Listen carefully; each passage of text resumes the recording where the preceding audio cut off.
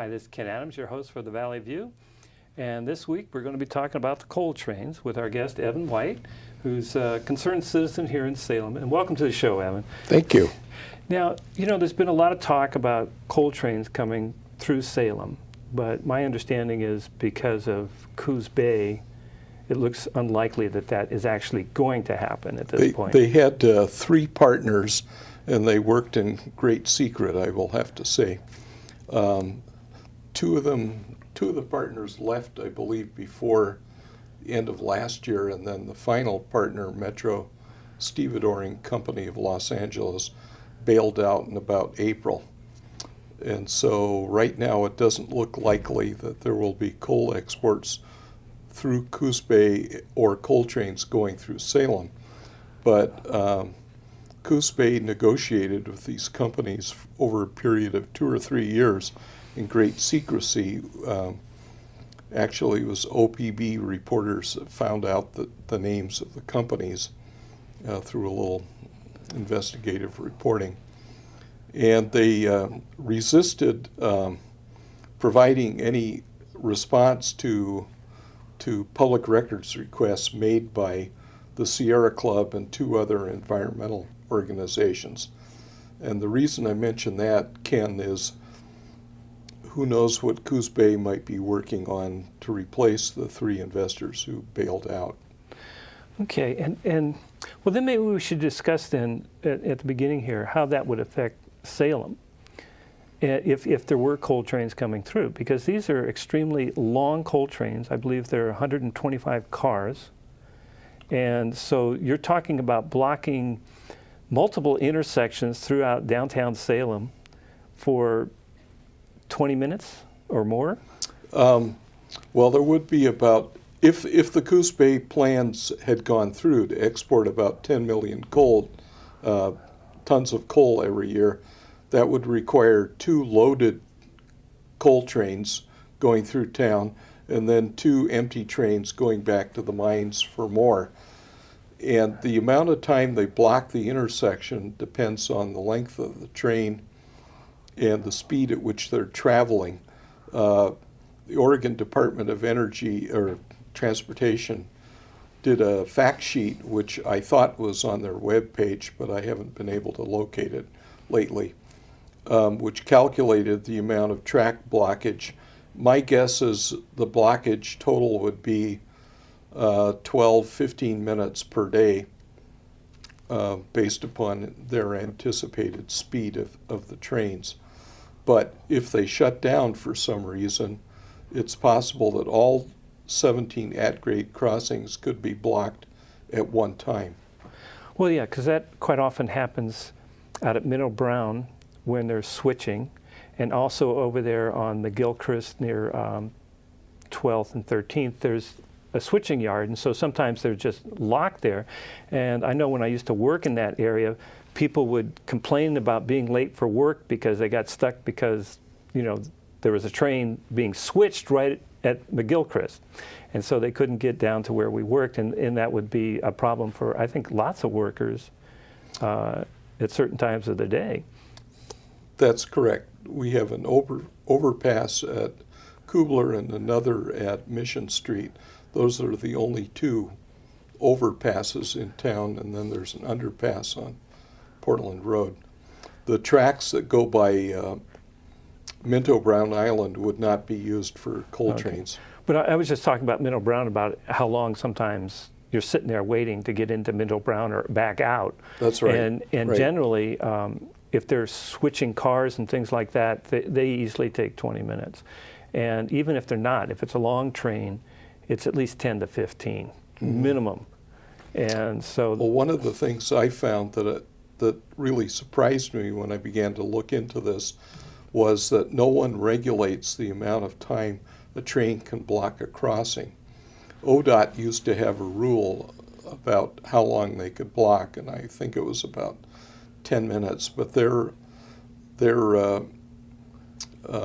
preempted by the Federal Railroad Administration, and it turns out the Federal Railroad Administration doesn't regulate it either. So it puts our community at risk. Well, especially if you're trying to get to like Salem Hospital in an emergency. That's right. And my understanding is if you have a heart attack, your heart muscle begins to die within about 5 minutes. I'm not a doctor. My co-leader of Salem Beyond Coal is, however, a retired physician. And he said that would be a problem. He hasn't said that to me, but Dr. Andy Harris, who many may remember in Salem, has said that in one of our hearings. And you know, we're talking about from a Salem perspective, but it still would affect other municipalities, you know, besides Salem, even if Coos Bay is shut down. They're talking about other transport sections up, I believe, in Longview and Bellingham up in Washington. Right. There's fierce resistance to coal exports in the state of Washington and in many Oregon communities too, especially along the Columbia Gorge. Yeah, and one of the reasons I think is, you know, we were talking about traffic, but there's a lot of environmental problems with these coal trains. And maybe you could talk a little bit about some of the problems there. One of the most fascinating to me as someone who likes to do research issues is the dispersal of coal dust. Coal is typically shipped in open-top, uncovered rail cars, and they give out coal dust. This is not a secret by any means, but what is a secret is all the studies done by the railroads and the coal companies about coal dust. There have been big proceedings before the Surface Transportation Board, which is the federal regulatory agency. And if you Google Surface Transportation Board coal dust, you'll find a maze of testimony by different experts on this who quarrel amongst themselves. But from a public perspective, I think it's important to mention that a lot of the testimony is redacted. In other words, it's either blacked out or simply left blank. So we don't exactly know what they're saying. And the issue that they're really fighting about is the extent to which coal dust settles on the tracks and makes the tracks ballast, the gravel stuff that holds up the rail ties, the extent to which that damages the tracks and leads to derailments. What is completely missing is the effects of coal dust on human health. And coal dust actually can be quite small, you know, like the size of a blood cell, basically. It can be smaller than a single human red blood cell, and some of it is almost gaseous.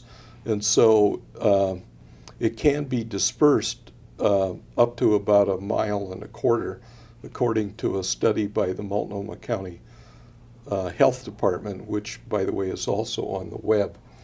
They concluded that coal dust can be, based upon the available public information, coal dust can be dispersed up to 1.25 miles away from the tracks. And there's quite a bit of coal dust that comes out of these trains as they're passing through. It's not a minor issue. It depends. Well, that's correct. The only available information on the quantity comes from a study by the Burlington Northern Santa Fe Railway, which says that 500 pounds to as much as a ton of coal dust can be dispersed from a single rail car during shipment, and that some studies say as much as 3% can be dispersed. So we're talking about a whole lot of coal dust. And that would definitely be a health effect for anybody that's along those rail lines. Right. I went down and took a ruler and figured out where all the schools are in Salem and deduced that about 12,000 students are within 1 mile of the rail tracks and would be at risk.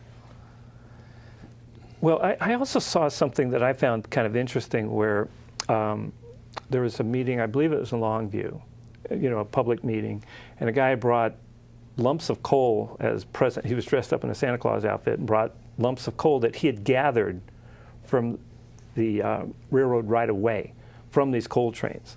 And these were not small chunks. They were, he was giving out. He was.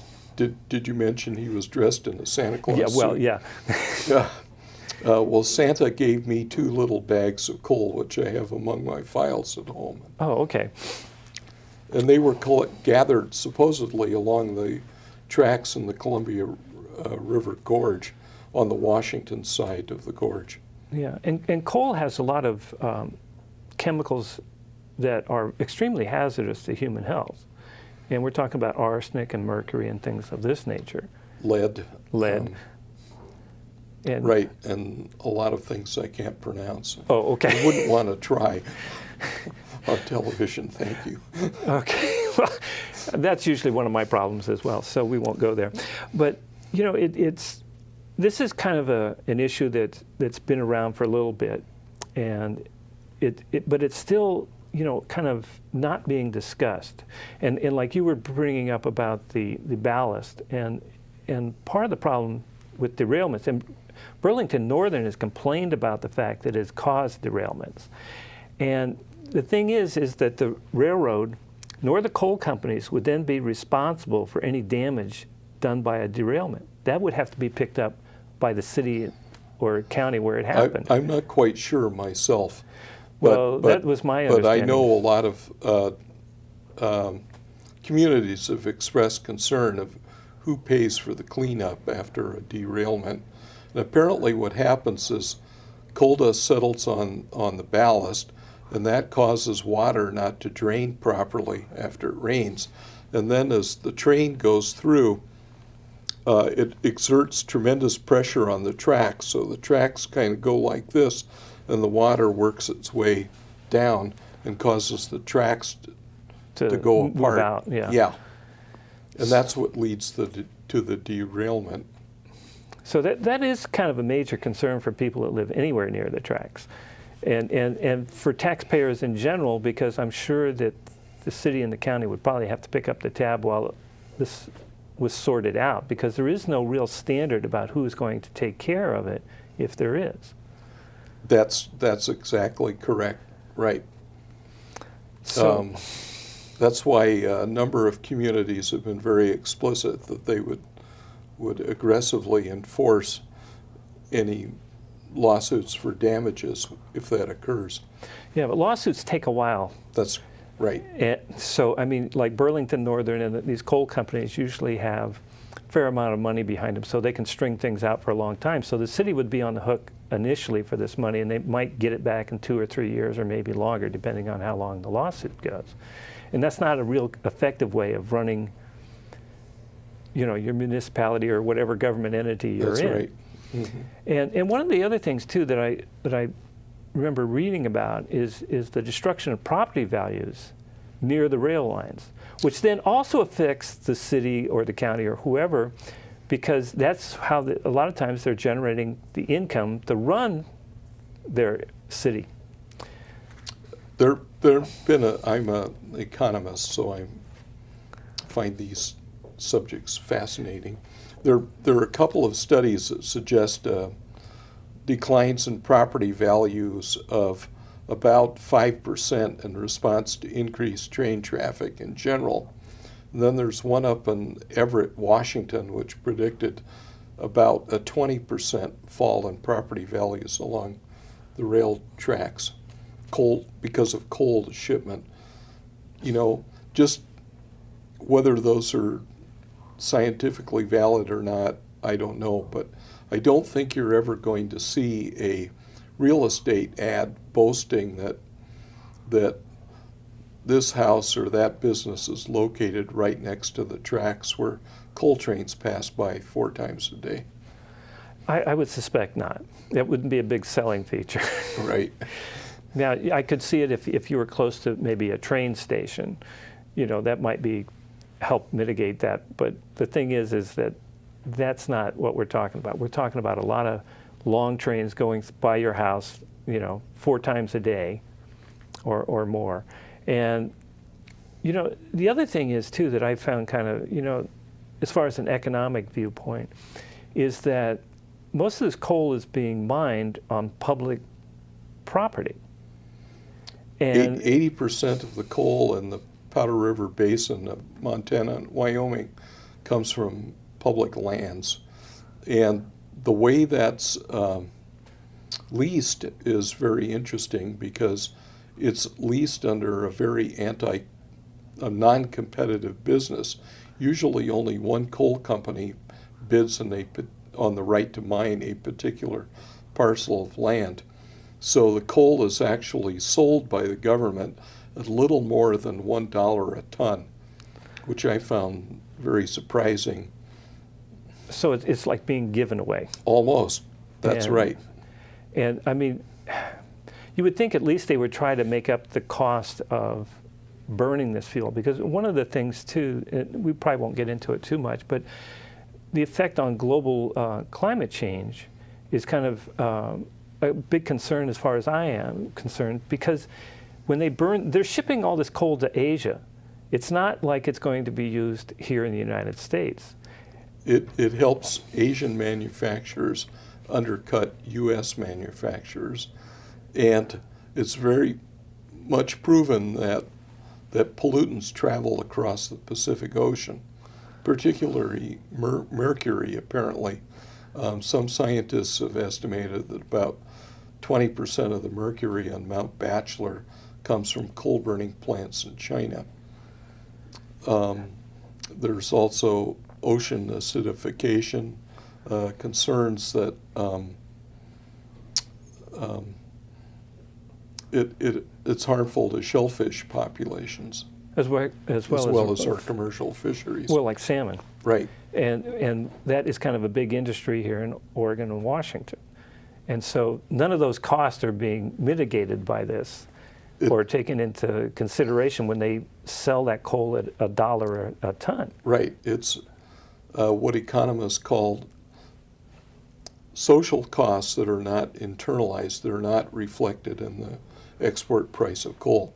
So if someone gets sick here or gets cancer a few years sooner, that because of coal exports, that's not reflected in the price of coal. There's no procedure to compensate the person who gets lung cancer or, whose winery has a thin coating of coal dust. Well, that's not going to be good for their wine. No. and here in this area, that is a growing industry. So what steps are being, what have you done so far here in Salem as far as the coal trains are concerned? I know that the city council came out with a letter, I believe. We started asking citizens to sign petitions. We eventually got about 1,300 individual petitions expressing concern about coal exports, and about 50 from local businesses. We went to all 18 of the neighborhood associations in Salem, and 16 of them passed a resolution or sent a letter expressing concern, and eventually City Council sent a letter endorsing Governor Kitzhaber's request for something called a programmatic environmental impact statement. What the coal companies would like and the railroads would like is you have to have some kind of environmental impact statement. They would like it confined only to the export ports. We would like to, and thousands, hundreds of thousands of other citizens would like a comprehensive environmental impact statement, which includes the effects in all the communities through which the coal must travel on its way to the export ports, as well as the environmental effects of what happens after the coal is burned, the pollutants that come back across the Pacific. And that's not even including the extra carbon dioxide that's then put into the air. Plus, China doesn't have modern equipment for scrubbing coal, so it's particularly dirty. Yes, China tends to burn pretty dirty coal, and apparently they've been reluctant to buy high technology coal burning equipment that is produced in both the U.S. and Europe. And so that becomes an even bigger problem for us. Right. Okay. Now, it's what can citizens do at this point? I mean, what other steps need to be taken to make sure that these coal trains aren't coming through, not just Salem, but through Oregon and Washington? Well, I think it's important for the Corps of Engineers, which has the primary permitting authority, to conduct a programmatic environmental impact statement. So all these costs are laid out for everyone to look at. And so people can do what? If it's costing more to send the coal to China than we're getting as a public benefit, why are we doing it? And so what can people do, though, who should they be contacting to make sure this gets... They're elected representatives in Congress. So here in Salem, that'd be Right. Kurt Schrader. Right. And then our 2 senators. Mm-hmm. And what other steps do you see that is going to be taking place in the future, though, on this subject? Well, I believe Governor... I think the Department of State Lands still has to issue some permits for the Port of Morrow, which is near Boardman. And that proposal would send coal down to Port Westward in St. Helens, Oregon, by barge, and then it would be directly loaded onto ships. So it would come by train to, like, Boardman, then be put on a ship or a barge. Allegedly covered barge. Allegedly. But, Right. But there's no confirmation on that, I take it. No. Okay, so then they'd come down by barge to the port, where then it would be taken off the barge and put on another train to go? No, it would be directly loaded onto a ship. Okay. But during those processes where they're taking it from the train to the barge, there's going to be a lot of coal and coal dust that are going to escape. I mean, you can't help that, right? I've seen pictures of coal in the water in some of the ports around the United States. And then the same thing would happen when they're taking it off the barge to put on a ship. Because these aren't in containers. Right. I mean, like a lot of times. No, they're not. Right. So they're open. They're going to have to use a big shovel, and you're going to crush coal. Conveyor belt. Yeah. So this is probably going to be a pretty messy proposition going on in the Columbia River then. I would think so, yes. I'm kind of reminded of the fact when I was very young, we lived back east, and we moved into this house that was heated with coal. And my mother always was telling me, don't go down in the basement, because you'd come back just covered in coal dust and just, the soot would get all over your hands, you'd smash it on your face, and she'd insist that we had to take a bath at that point. So, which encouraged us not to go down there to the basement. But it's a very messy process. From the mining part, I mean, we have miners getting ill from mining it. We have all this coal dust and coal debris from when it's being shipped, and even burning it is kind of a big mess. So this is something that is not a particularly effective way of heating homes or doing anything else. But as you say, it's very cheap, and for the coal companies, because they're not really paying much for it at this point. They're not paying for much of it, and they won't be paying for the costs that they impose on Salem and all the other communities through which it may travel. Yeah, and this is kind of an example of, where the social costs are being spread out among the citizens, as opposed to, the company paying a fair price for what they're getting. Mm-hmm. And mitigating the damage that's inflicted by this. So, I was going to mention to folks at home is that there will be the Salem Community's website that'll be shown in the credits after the show, so that if you want to get further information, about Beyond Coal. It'll be there in the credits. But maybe you could mention the website now and encourage people to... www.salembeyondcoal. And at Comcast.com. right. And I would encourage people to go and look there and get some information. And also just Googling or accessing powerpastcoal.com, powerpastcoal.com, or coaltrainfacts.com are two other websites. The Power Past Coal site has an enormous wealth of information, including letters and statements by almost every town and community in the Pacific Northwest which is opposed to coal exports. I can't think of any community really that's in favor of it. Yeah, and it's, I guess one of the things that I find kind of disturbing is the fact that, like, we're still involved in this. I mean, Jimmy Carter back in the late 70s, early 80s, was talking about moving to, like solar technology and things like that. And as soon as he was out of office, Reagan took the solar collectors off the roof of the White House. Whereas if we'd kept that going, we'd be in so much better condition. In fact, a lot of that technology then went to other countries like Germany and Japan and China. And they're now manufacturing those solar collectors and other devices that we actually came up first with.